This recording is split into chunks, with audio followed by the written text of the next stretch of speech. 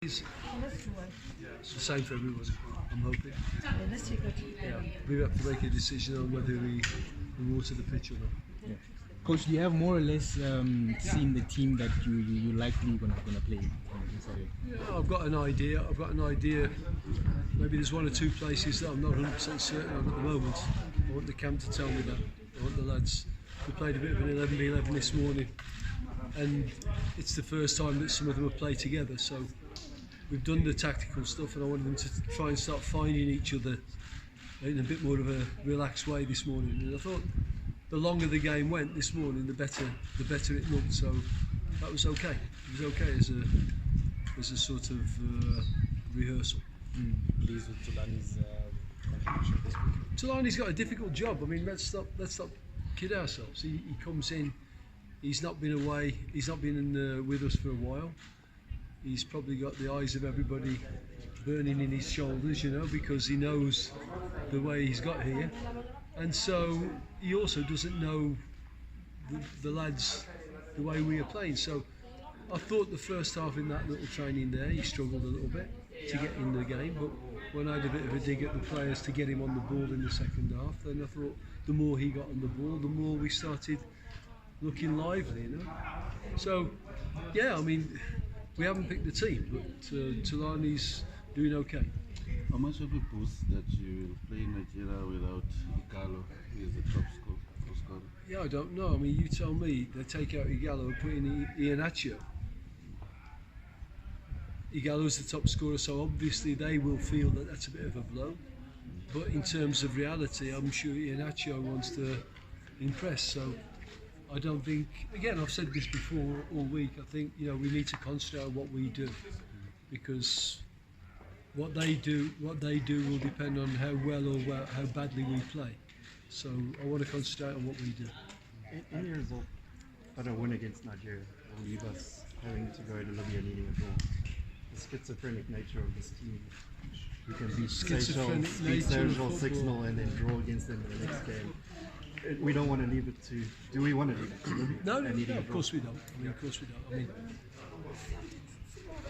if it has to go that way, then it has to go that way, and that day will bring that sorrow. But I mean, going into this game, we want to make sure that we try to bring it to a close now. Doesn't mean to say that we can't go to Libya and win, because we've beaten better teams than Libya away from home. But I think it's obvious for everybody that if we can, on our own patch, if we can pull it off, then we want to. It must be discouraging, Coach, that yesterday we had a report only just about 7,000 tickets sold for this big match. I can't get involved in that. I would love to think that we will give the people something to shout about. I would love to think that the people will help us to give them something to shout about, and I would love to think that the Nigerians will face the same sort of intimidating atmosphere that we faced in Uja. I can't waste too much energy on that, because I haven't got the control over it. But yeah, if there's a small crowd, it won't be any advantage to us.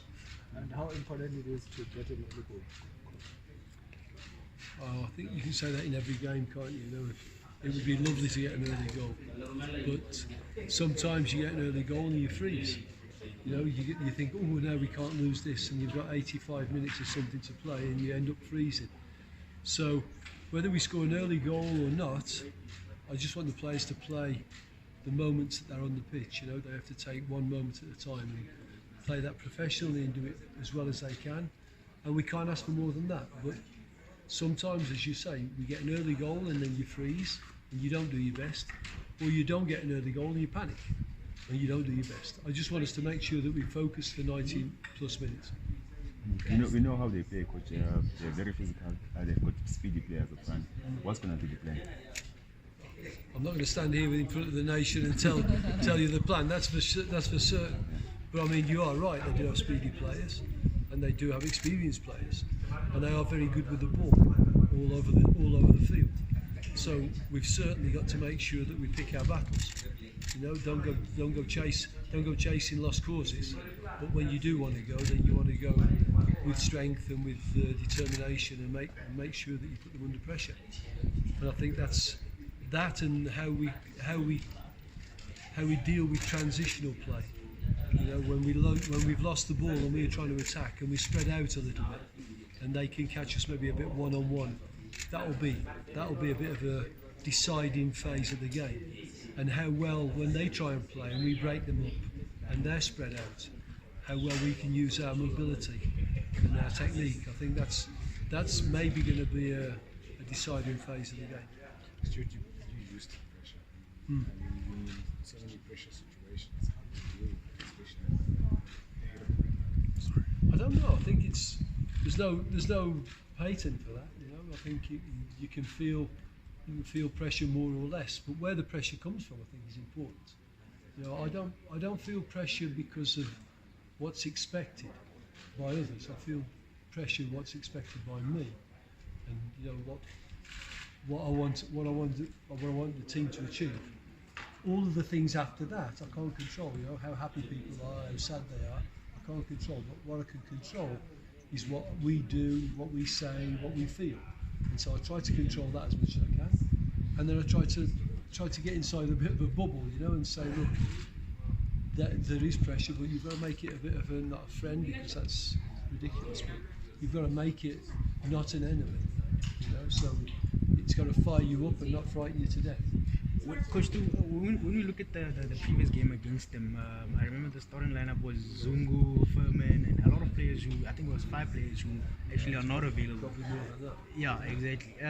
Looking at, do you have the tools? Do you feel you have the certain type of tools necessary to overcome them, like you did the first time? You mean the central midfield? Yes. Central midfield, yeah, exactly.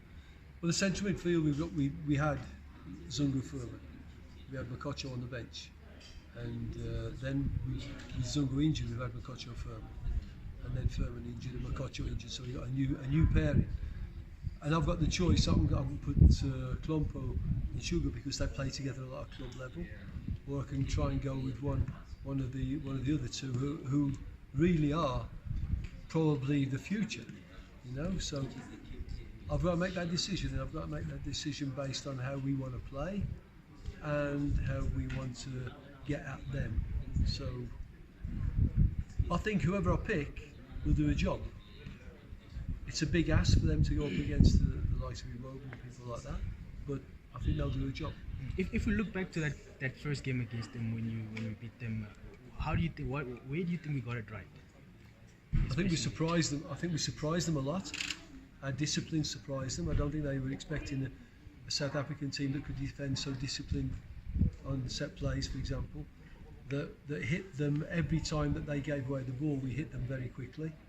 You know, we had Ranti up front that was foraging. We had Yama. We had runners from midfield. The fullbacks got forward. So we had a lot of good play on their mistakes, which I think surprised them and put a bit of the fear of God into them. You know, so. We need to do that again. We need to make sure that they know you want to pass the ball, do it, but if you lose it, you're going to be in trouble. So that will put an edge to the game that I think we need. Without that, I think we'll have problems because they'll start building momentum and coming at us more and more. The way Senegal did to us, they sat and they told us very quickly that if you lose the ball, Mane's on the ball and he's running at you, you're going to have a problem. So it makes you even more stressed on the ball. You know, we need to bring that element into the game. Just going back to the issues,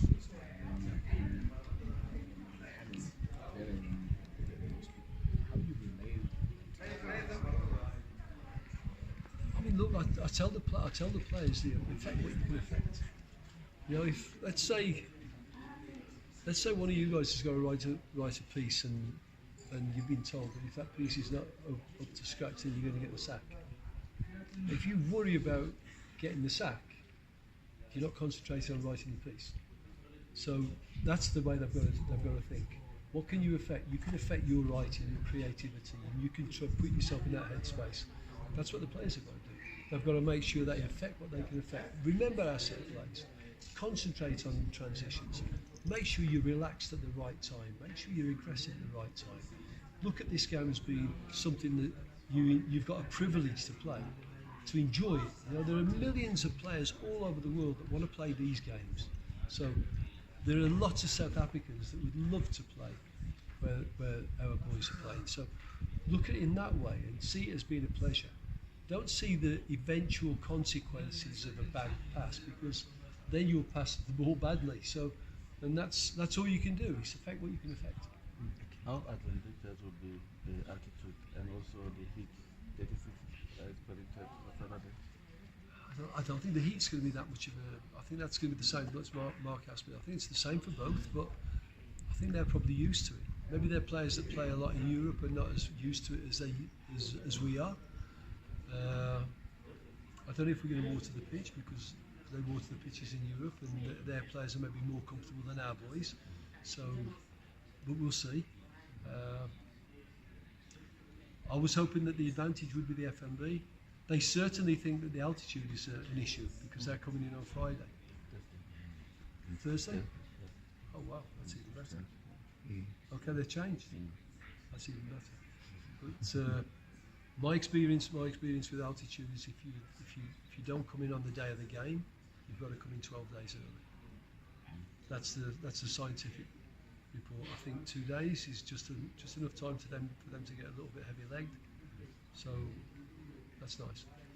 But I was hoping that would be an advantage, and the crowd would be an advantage, and then us being a bit better than they expect us to be. That's what we've got to work on. They've got to look at, after 15 minutes, they've got to think, wow, they're a bit better, a bit quicker, a bit sharper, a bit than we actually thought they would be. And if we can get the game there, then we've got a bit of parity. Then we can have a go at it.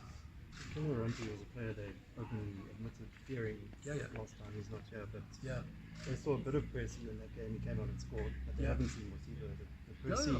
Percy Mothiba's not really known to that partnership. No, but he will be after the 90 minutes at the weekend, I guarantee you, because he's so fired up. He nearly broke Ace in two. They played I don't know if you saw it. They played a ball up to his chest. Ace tried to wrestle him, and he just nearly broke him in two and left him in a pile on the ground and ran off with the ball. So I'm sure that for Lebo, it's going to be me trying to calm him down before we go out and not letting him rip the door down and charge out like a raging bull. Thank you so much. Thank you.